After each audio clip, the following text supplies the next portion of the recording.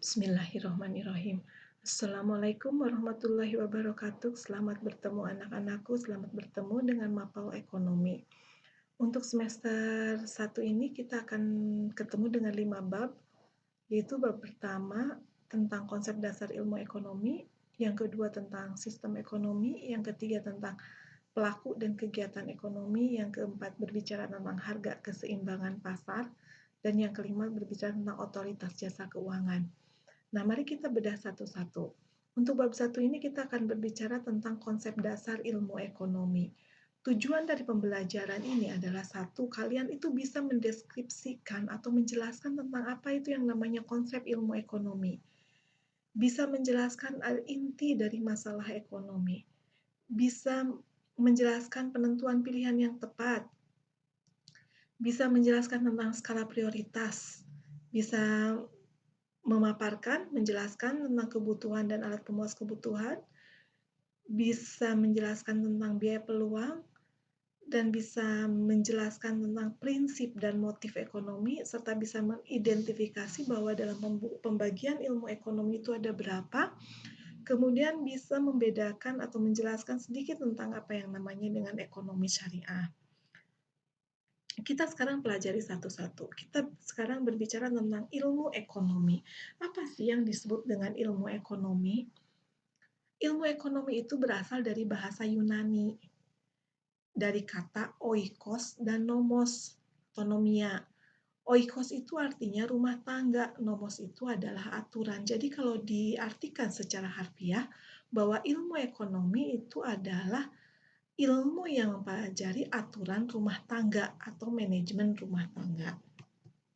Nah, di sini kita lihat, di sini ada satu tokoh ekonom dunia, Paul A. Samuelson, mengatakan bahwa ilmu ekonomi adalah suatu studi tentang cara orang-orang dan masyarakat membuat pilihan dengan atau tanpa menggunakan uang, dalam menggunakan sumber daya produksi yang terbatas, tetapi dapat dipergunakan dalam berbagai cara untuk menghasilkan berbagai jenis komoditas dari waktu ke waktu dan mendistribusikannya untuk keperluan konsumsi saat ini atau di masa datang kepada berbagai orang atau kelompok dalam masyarakat. Nah, itu menurut tokoh ekonom dunia. Nah, dalam ilmu ekonomi ada satu masalah yang sering dikatakan dengan inti masalah ekonomi. Sebenarnya apa inti masalah ekonomi? Inti masalah ekonomi itu adalah kelangkaan. Kelangkaan itu apa? Kelangkaan itu adalah ketimpangan atau keterbatasan atau gap antara kebutuhan dengan alat pemuas kebutuhannya. Seperti kita ketahui bahwa kebutuhan manusia itu sangat-sangat tidak terbatas, sedangkan alat pemuas kebutuhannya itu sangat terbatas. Di sini terjadi ketimpangan. Maka karena adanya ketimpangan dan keterbatasan ini, maka terjadilah kelangkaan. Tidak semua kebutuhan yang kita inginkan itu akan terpenuhi karena adanya keterbatasan dari kemampuan finansial kita. Nah, itulah di situ terjadi kelangkaan. Menurut Mukrizi itu dalam masalah ekonomi, misalkan contoh kelangkaan itu ada pengangguran. Di sini terjadi gap, di sini terjadi ketimpangan antara tenaga kerja dengan kesempatan kerja. Di sini terjadi gap antara tenaga kerja dengan kesempatan kerja. Pekerjaan, kesempatan kerjanya sangat terbatas, sedangkan tenaga kerjanya sangat banyak, maka terjadilah pengangguran. Kemiskinan juga terjadinya kemiskinan itu karena terjadinya kelangkaan. Adanya keterbatasan pendapatan dan kebutuhan yang diinginkan itu menyebabkan kemiskinan. Itu jadi inti masalah ekonomi itu atau kelangkaan itu atau sering juga disebut dengan scarcity itu adalah kondisi di mana manusia memiliki sumber daya alam yang terbatas, sumber daya ekonomi yang terbatas untuk memenuhi kebutuhan yang tidak terbatas. Manusia itu kebutuhannya sangat tidak terbatas. Ingin HP satu udah beli lagi, beli lagi, beli lagi. Beli motor satu masih kurang karena anaknya ada 3, jadi motornya satu, satu, satu. Motornya ada 3 itu terus, kebutuhan manusia itu terus seperti itu. Tetapi alat pemuas kebutuhannya itu sangat tidak terbatas, maka muncul apa yang namanya masalah ekonomi, makanya muncul apa yang namanya kelangkaan. Jadi kelangkaan itu timbul karena adanya keterbatasan atau kesenjangan antara kebutuhan manusia dengan alat pemuas kebutuhan manusia. Nah, apa yang menyebabkan terjadinya kelangkaan? Yang menyebabkan terjadinya kelangkaan itu jelas satu adalah keterbatasan barang dan jasa atau keterbatasan benda pemenuhan kebutuhan di alam ini. Misalkan apa ya, pasir itu kan lama-lama kalau dieksploitasi terus-terusan itu akan mengalami keterbatasan dan akhirnya akan langka. Kerusakan sumber daya alam akibat ulah manusia, keterbatasan kemampuan manusia mengolah sumber daya ekonomi yang ada, terus adanya peningkatan kebutuhan yang terus bertambah sangat cepat akibat adanya pertumbuhan penduduk yang sangat cepat, sedangkan penyediaan sarana dan prasarana kebutuhan terbatas. Itu juga bisa mengakibatkan terjadinya kelangkaan. Nah, di sini karena ada inti dari masalah ekonomi, karena ada masalah ekonomi yaitu adanya keterbatasan antara kebutuhan manusia dengan alat pemuas kebutuhannya, ada gap, ada kesenjangan antara kebutuhan manusia dengan alat pemuas kebutuhan, maka manusia itu dihadapkan pada yang namanya pilihan. Di sini manusia itu harus bisa memilih dengan tepat, harus bisa memilih dengan bijak. Dari mulai kita kita bangun sampai kita tidur kembali, kita dihadapkan selalu pada pilihan. Makan ini apa makan ini ya? Pergi dengan sini atau pergi dengan sini ya? Nonton ini apa nonton itu ya? Itu pilihan-pilihan yang setiap hari, setiap saat akan kita temuin. Nah, kenapa ada pilihan? Karena adanya kelangkaan, adanya keterbatasan, kelangkaan antara kebutuhan dengan kepuasan, dengan alat pemuasnya. Sehingga memunculkan orang harus memilih. Makanya ketika menentukan pilihan yang tepat itu, kita harus bisa memilih dengan bijak keinginan atau kebutuhan mana yang harus kita penuhi di antara keinginan-keinginan atau kebutuhan-kebutuhan yang ada. Jadi karena adanya kelangkaan, maka orang dihadapkan pada pilihan. Mana yang harus dipilih? Nah, ketika kita memilih, maka kita harus memilih dengan bijak. Tuh. Pilihan ekonomi adalah keputusan sadar untuk menggunakan sumber daya yang langka dengan cara tertentu. Kita selalu dihadapkan pada pilihan, dan ketika kita memilih, maka kita harus disesuaikan dengan kemampuan yang kita miliki. Hal-hal apa saja sih? Hal-hal apa saja sih yang diperlukan dalam menentukan pilihan? Nah, yang pertama kita harus bisa menganalisis biaya peluang, menganalisis biaya manfaat, terus mengidentifikasi faktor pendorong kegiatan ekonomi, karena setiap kegiatan ekonomi itu pasti mempunyai biaya. Nah, itu juga harus kita bisa memilih ini lebih efektif yang mana, lebih efisien yang mana gitu. Itu dalam menentukan pilihan. Terus menyadari trade-off. Trade-off itu menukar barang lama dengan barang yang baru, tapi tidak membeli yang baru gitu. Hanya menambah sedikit saja. Terus berpegang pada prinsip ekonomi. Pada prinsip ekonomi. Nah, dalam menentukan pilihan itu, kita harus didasarkan pada yang namanya skala prioritas. Karena kita adanya kelangkaan, maka kita dihadapkan pada pilihan. Nah, ketika kita dihadapkan pada pilihan, maka kita harus bisa memilih mana yang menjadi skala prioritas kita. Mana yang akan menjadi skala prioritas kita. Apa itu skala prioritas? Skala prioritas itu adalah kebutuhan yang harus diprioritaskan, yang harus diutamakan. Karena apabila kita tidak diutamakan, maka keberlangsungan hidup ini akan terganggu. Jadi alurnya adalah yang pertama. Yang pertama itu adanya kelangkaan. Adanya kelangkaan ada itu Terjadi kelangkaan karena adanya ketimpangan antara kebutuhan manusia yang tidak terbatas dengan alat pemuas kebutuhan yang sangat terbatas. Sehingga manusia dihadapkan pada pilihan. Karena kelangkaan itu manusia dihadapkan pada pilihan. Dalam membuat pilihan itu manusia harus dihadapkan pada pilihan yang tepat pada kebijaksanaan dalam memilih. Nah, dalam memilih itu harus didasarkan pada skala prioritas, gitu. Nah, skala prioritas itu apa? Skala prioritas itu adalah kebutuhan-kebutuhan kita yang harus diutamakan, karena kalau kita tidak mengutamakan itu, keberlangsungan hidup kita akan terganggu. Jadi secara umum itu, misalkan kebutuhan skala prioritas itu apa? Kebutuhan akan pangan, kebutuhan sandang, kebutuhan papan, dan yang harus didahulukan dibanding kebutuhan-kebutuhan yang lain. Nah, contohnya misalkan skala prioritas. Prioritas yang pertama itu adalah kebutuhan primer, yaitu kebutuhan sekarang. Contohnya apa? Makan, minum, sandang, pangan, papan. Itu kebutuhan primer. Kemudian apabila prioritas pertama sudah terpenuhi, maka kita akan maju ke prioritas kedua. Apa itu prioritas kedua? Yaitu kebutuhan sekunder. Apa itu sekunder? Sekunder itu adalah apabila kebutuhan pertama sudah terpenuhi, maka kita akan masuk ke pilihan ke kebutuhan sekunder. Contohnya apa? Ketika kita punya rumah, ketika kita punya tempat tinggal, kita butuh faktor penunjangnya. Misalkan apa? Sofa. Kalau kita makan, kita butuh tempatnya. Contohnya apa? Kita butuh piring, butuh sendok, butuh pisau, dan lain sebagainya.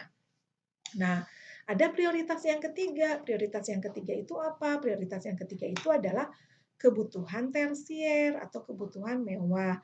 Kebutuhan tersier ini akan terpenuhi apabila kebutuhan sekunder atau prioritas yang kedua sudah terpenuhi dengan baik. Nah, ini dalam skala prioritas ini, kalian sebagai pelajar juga harus bisa memprioritaskan ketika dikasih uang saku 100.000 seminggu sama orang tua, apa yang harus diprioritaskan, jajankah atau kuota? Jajankan atau buku gitu. Ini harus ada skala prioritas. Kalau tidak penting-penting amat, mendingan nggak usah, tinggalkan saja karena kita mempunyai keterbatasan dengan pendapatan. Dan kebutuhan kalian tidak bisa, dan kebutuhan kalian tidak terbatas. Kebutuhan kita semua tidak terbatas. Yang kedua, kita harus belajar bagaimana cara mengelola keuangan. Nah, bagaimana cara mengelola keuangan? Langkah pertama adalah kita harus bisa membuat pembukuan. Seperti tadi Ibu katakan bahwa ketika dikasih uang 100.000 sama orang tua, itu harus dicatat. Ini dirinci, 100.000 ini harus cukup dalam waktu 1 minggu sampai dengan hari Sabtu. Maka dicatat untuk kuota sekian, untuk buku sekian, jajan sekian, ini sekian. Jadi ada ditulis secara tertulis pembukuannya. Jadi keuangan kalian itu akan teratur dengan rapi dan akan teratur sesuai dengan apa yang kalian butuhkan. Jadi kalau nggak dicatat, jajan aja semuanya, beli ini semuanya, beli itu sebenarnya tidak diperhitungkan dengan matang. Langkah yang kedua, memonitor, mengevaluasi secara berkala. Minggu ini kebutuhannya itu kemarin mah kuota, minggu sekarang kuota masih banyak, sekarang berarti harus beli buku. Atau misalkan, sekarang mah harus beli ini, karena ini yang lebih prioritas dibanding yang lain gitu. Jadi dievaluasi secara berkala. Yang ketiga, belajar menabung sejak dini, karena kebutuhan yang akan datang itu kita tidak tahu. Kebutuhan itu kadang-kadang suka ada pengeluaran-pengeluaran yang tidak terduga. Nah, ketika ada pengeluaran yang tidak terduga, kalau kalian dibiasakan menabung sejak dini, maka kebutuhan-kebutuhan itu akan tertutupi dengan baik. Nah, kita sekarang ketemu dengan kebutuhan dan alat pemenuh kebutuhan. Kita tahu bahwa dikatakan bahwa kebutuhan manusia sangat tidak terbatas dan alat pemenuhan kebutuhan manusia terbatas sehingga muncul apa yang namanya kelangkaan. Nah, sekarang coba kalian di buku latihan ditulis apa sih yang menjadi kebutuhan kalian semua saat ini gitu. Ya. Kemudian ada kebutuhan-kebutuhan juga kita lihat jenis-jenis kebutuhan berdasarkan tingkat intensitas. Intensitas itu apa sih? Intensitas itu adalah kepentingan, maka kita bisa melihat dari tingkat kepentingannya itu mana yang lebih penting, gitu. Kalau lihat dari sini, kalau dilihat dari tingkat kepentingannya, maka primer lebih penting daripada sekunder, sekunder lebih penting daripada tersier, gitu. Jadi primer kepentingannya tingkat intensitasnya lebih tinggi daripada sekunder, daripada tersier. Jadi yang dikatakan dengan intensitas itu adalah tingkat kepentingannya. Kemudian jenis kebutuhan berdasarkan subjek yang membutuhkan. Ada individu, ada golongan atau masyarakat, atau misalkan golongan atau banyakan, atau sering juga tersier itu termasuk barang kelompok juga, karena kadang-kadang kalau kita beli mobil kan bukan hanya kita yang memanfaatkan, kita bisa sekeluarga bisa merasakan manfaatnya. Terus jenis kebutuhan berdasarkan waktu. Waktu sekarang sama waktu masa yang akan datang. Sekarang nih saya lapar, ibu nih lapar, harus makan karena kalau tidak makan maka akan pingsan, keberlangsungan hidup akan terganggu gitu. Sedangkan masa yang akan datang contohnya bisa ditunda sampai nanti. Kebermanfaatannya itu baru dirasakan di masa yang akan datang. Contohnya misalkan sekolah. Sekolah nih saat ini. Manfaatnya belum terasa, tapi nanti setelah kalian lulus, dapat ijazah, bisa bermanfaat untuk cari kerja. Jenis kebutuhan menurut sifat pemenuhan kebutuhannya, ada jasmani, ada rohani. Nah, kalau jasmani itu misalkan pakaian, makan, itu untuk kebutuhan-kebutuhan jasmani. Kalau rohani itu ada kebutuhan untuk agama, pendidikan, olahraga gitu. Ya. Nah, sekarang kita lihat kegunaan akan suatu barang. Kegunaan akan suatu barang itu ada 4 kegunaan. Yang pertama adalah kegunaan bentuk. Apa yang dimaksud dengan kegunaan bentuk? Kegunaan bentuk itu adalah kegunaan yang kalau berubah bentuk baru bermanfaat. Contohnya apa? Misalkan kayu gelondongan belum bermanfaat kalau belum berubah bentuk menjadi kursi sama meja. Itu kegunaan akan bentuk. Kemudian kegunaan akan tempat atau place utility.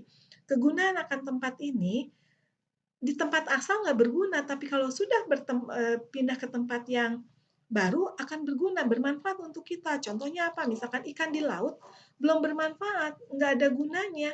Tapi kalau sudah berpindah tempat ke pasar, bermanfaat untuk kita. Bisa kita beli dan bisa kita makan. Kemudian ada kegunaan waktu, time utility. Kegunaan waktu contohnya apa? Kegunaan misalkan jas hujan. Jas hujan akan lebih bermanfaat digunakan pada waktu hujan daripada waktu panas. Coat, baju dingin itu akan lebih bermanfaat pada musim dingin daripada musim panas. Itu. Yang keempat itu adalah kegunaan milik atau ownership utility. Apa yang disebut dengan kegunaan milik? Kegunaan milik itu barang itu akan lebih bermanfaat kalau sudah kita miliki. Contohnya misalkan kalian jalan-jalan ke AP, jalan-jalan ke Gria, lihat baju bagus, cuma bisa liatin aja, nggak bermanfaat untuk kita karena belum kita miliki. Setelah kita beli, setelah kita bayar, barang itu menjadi milik kita, maka kita sudah bisa memiliki, memanfaatkan barang tersebut. Gitu ya, itu yang disebut dengan kegunaan milik. Nah, faktor-faktor apa saja yang mempengaruhi kebutuhan? Ada lingkungan, ada agama, ada adat istiadat, ada perbedaan. Lingkungan akan mempengaruhi kebutuhan seorang. Agama juga akan mempengaruhi kehidupan seseorang, kebutuhan seseorang. Adat istiadat juga mempengaruhi kebutuhan. Kebutuhan orang Minang beda dengan kebutuhan orang Sunda karena adatnya juga berbeda dan peradaban. Kemudian tadi kita sudah singgung sedikit bahwa dalam sebab-sebab terjadinya kelangkaan ada salah satunya adalah analisis biaya peluang. Nah, biaya peluang itu apa? Biaya peluang itu adalah biaya yang harus dikorbankan karena kita memilih alternatif yang lain, karena kita memilih pilihan yang lain. Jadi biaya peluang itu adalah segala sesuatu yang dikorbankan untuk mendapat sesuatu, untuk memilih pilihan yang lain. Contohnya misalkan begini, ketika Susi lulus SMA, Susi diterima di ITB. Kemudian terima juga kerja di perusahaan A dengan gaji 3 juta. Keterima juga di perusahaan B dengan gaji 4 juta dan keterima juga di perusahaan C dengan gaji 5 juta. Kalau kita sebagai Susi, secara alami, secara manusiawi, maka kita akan memilih perusahaan C dengan gaji 5 juta. Tetapi Susi tidak memilih bekerja. Susi memilih untuk kuliah di ITB. Maka berapa biaya peluangnya? Kan pertanyaannya itu, berapa biaya peluangnya yang harus dikorbankan? Biaya peluang yang harus dikorbankan oleh Susi adalah 5 juta. Kenapa 5 juta? Karena kalau Susi bekerja pasti akan memilih dengan gaji yang lebih besar. Dengan gaji yang lebih besar, yaitu dengan gaji 5 juta. Tetapi Susi lebih memilih kuliah, maka yang akan dikorbankan itu adalah gaji yang 5 juta. Maka biaya peluangnya adalah 5 juta. Biaya peluang yang hilangnya adalah 5 juta. Gitu. Ini contohnya juga, nih bisa dilihat di sini. Ada cara pertama naik bis umum dengan biaya 15.000. Cara kedua naik taksi dengan biaya 50.000. Nah, ternyata kita mau naik taksi, memutuskan naik taksi. Jadi berapa biaya peluangnya yang hilang? Ya biaya peluangnya ya 15.000 karena tiket untuk naik bis itu 15.000. Jadi yang kita korbankan itu adalah 15.000. Ya, mengerti? Mudah-mudahan paham ya. Nah, kita lihat di sini, apa sih bedanya biaya sehari-hari dengan biaya peluang? Kalau biaya sehari-hari itu muncul dari kegiatan apa yang dilakukan. Misalkan kita butuh makan, kita pas makan butuh ini, butuh ini, butuh ini. Nah, itu biaya sehari-hari muncul karena kegiatan yang kita lakukan. Tetapi kalau biaya peluang itu muncul dari kegiatan lain yang tidak bisa dilakukan, kayak yang tadi, biaya peluang. Muncul dari kegiatan yang tidak bisa dilakukan. Kita tidak bisa melakukan kerja di perusahaan C dengan gaji 5 juta, dan nggak mungkin kerja dengan kuliah. Nah, kita memilihnya untuk kuliah, maka biaya peluangnya ini adalah 5 juta, muncul dari kegiatan yang tidak bisa dilakukan. Kemudian kita lihat ke prinsip dan motif ekonomi. Prinsip ekonomi itu apa? Secara garis besar prinsip ekonomi itu adalah dengan pengorbanan yang sekecil-kecilnya kita bisa memanfaatkan hasil yang maksimal. Atau misalkan contohnya buku, kalau beli buku itu harganya 200.000, buku kuliah itu mahal-mahal, harganya 200.000. Kalian lebih memilih fotokopi dengan harga cuma 50.000. Nah, itu sebenarnya prinsip ekonomi gitu. Jadi prinsip ekonomi itu adalah dasar berpikir yang digunakan manusia untuk memaksimumkan suatu tujuan melalui pengorbanan tertentu atau untuk mencapai tujuan tertentu dengan pengorbanan sekecil mungkin. Itu yang disebut dengan prinsip ekonomi. Kenapa kita harus melakukan prinsip ekonomi? Kenapa kita harus selalu berprinsip pada ekonomi? Karena agar kegiatan ekonomi kita menjadi lebih terarah, rasional, dan cermat. Jadi dipikir, segala sesuatu itu dipikir secara matang. Kemudian kita akan lihat apa yang dimaksud dengan motif ekonomi. Motif ekonomi itu adalah dorongan seseorang untuk melakukan kegiatan ekonomi. Itu motif ekonomi. Dorongan dari dalam diri ini untuk melakukan kegiatan ekonomi. Contohnya misalkan, Susi tadi mau berangkat ke Bandung. Di alun-alun dia berhenti, atau di bundaran Binokasi itu dia berhenti. Ada banyak pilihan di sana. Ada naik bis, ada naik elep, ada naik bis patas, ada naik angkot. Nah, di situ kan banyak pilihan di situ. Ketika Susi menyetop angkot, atau misalkan menyetop angkot sampai Jatinangor, dari Jatinangor naik lagi angkot misalkan sampai Bandung, ketika Susi menyetop angkot, nah itu apa yang mendorong Susi, apa motif Susi menyetop angkot tersebut? Itu kan dorongan seseorang, apakah karena lebih murah, karena lebih nyaman, atau lebih enak gitu. dan lain sebagainya, banyak motifnya gitu. Nah, ketika Susi menyetop angkot itu namanya kegiatan ekonominya. Contoh yang kedua, misalkan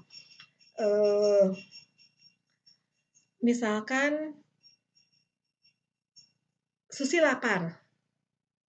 Ketika lapar itu ada dua rumah makan, ada rumah makan Padang sama ada rumah makan Sunda. Nah, itu kan pilihan. Susi nggak mungkin dua-duanya makan di rumah makan Padang dan di rumah makan Sunda dalam waktu yang bersamaan. Akhirnya dia memilih lari ke rumah makan Padang misalkan. Nah, itu apa yang mendorong Susi untuk melangkahkan kakinya ke rumah makan Padang? Itu ada motif yang mendorongnya. Apakah karena Susi orang Padang atau karena memang makanan Padang lebih variatif atau apa, itu ada motif-motif yang mendorongnya. Nah, ketika Susi melangkahkan kaki ke rumah makan Padang, itu kegiatan ekonominya. Ketika Susi makan makanan Padang, masakan Padang itu kegiatan ekonominya. Jadi motif ekonomi itu adalah dorongan seseorang dari dalam diri untuk melakukan kegiatan ekonomi. Oke ya. Motif ekonomi itu ada motif dari kegiatan produksi, motif kalau produsen ya motif kegiatan produksi, kalau konsumen ya motif kegiatan konsumen, kalau distributor ya motif kegiatan distribusi. Gitu. Nah, sekarang kita lihat ke pembagian ilmu ekonomi. Ilmu ekonomi itu ada 3. Yang pertama adalah ekonomi deskriptif. Apa itu ekonomi deskriptif? Ekonomi deskriptif itu adalah menerangkan ilmu ekonomi berdasarkan fakta, berdasarkan data yang ada. Misalkan, mau mengambil satu kebijakan ilmu ekonomi berdasarkan fakta yang ada, misalkan pengangguran Indonesia tahun 2020 sampai dengan bulan Mei sekitar 4 juta tenaga kerja yang menganggur. Nah, itu kan berdasarkan data, berdasarkan fakta yang ada. Itu. Kalau teori ekonomi itu ada 2, ada ekonomi makro dengan ekonomi mikro. Nah, kalau ekonomi makro itu cakupannya adalah global. Satu bisa global, bisa dunia, bisa global Indonesia saja, misalkan berbicara tentang pengangguran, berbicara tentang inflasi. Nah, yang mempengaruhi pengangguran itu kan banyak variabel. Yang mempengaruhi inflasi juga banyak variabel. Nah, kalau ekonomi mikro itu hanya membahas satu variabel saja, misalkan variabel harga saja, pendapatan saja, permintaan saja, penawaran saja. Gitu. Nah, yang ketiga itu adalah ekonomi terapan. Ekonomi terapan itu adalah aplikatif. Misalkan manajemen, itu ekonomi terapan. Jadi nanti ilmunya manajemen ini bisa diterapkan di perusahaan. Bagaimana kita memanage satu perusahaan, entah itu keuangannya, sumber dayanya, dan lain sebagainya. Itu ya, ilmu ekonomi itu ada 3 bagian. Nah, kenapa kita harus tahu tentang ilmu ekonomi, pembagian dari ilmu ekonomi itu? Karena tiap orang akan selalu dihadapi kelangkaan. Dan karena tiap orang menghadapi kelangkaan dalam pemenuhan kebutuhannya, maka kita harus mempelajari ilmu ekonomi.